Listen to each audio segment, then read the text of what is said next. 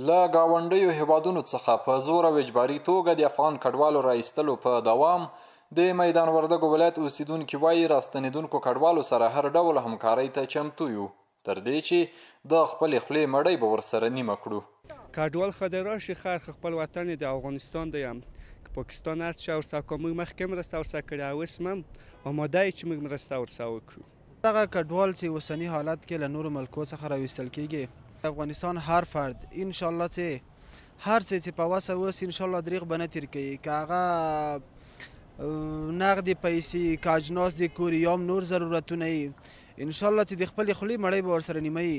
د یاد ولایت د کډوالو بیرته راستنېدونکو چارو امریت مسؤلین وایي چې تازه 114 کورنۍ کډوال دغه ولایت ته راستنې شوي.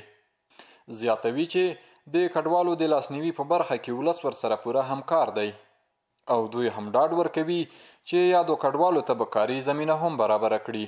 ولس د خیر سي موږ سره غټه همکاري په دغه کې رابطه کې وکړله چې په خپلو کورونو کې دوی ته ځای ورکړه. اوس دا نوي مهاجر چې راغله ټول کوشش هم اکثره زیات هم دوی لپاره ده چې کار وکړو دوی ته او کاري فرصتونه ورته برابر کړو او دوی هم اکثره چې راغلي وو تېره ورځ هم دلته مهاجرونه راغلي وو موږ د کومک نغدیه پیسې هم ورکولې. د دغه ولایت اوسیدونکي له ټولو هیوادوالو غوښتنه کوي چې په زور او جبر سره د بیرته راستنېدونکو کډوالو لاسنیوی وکړي.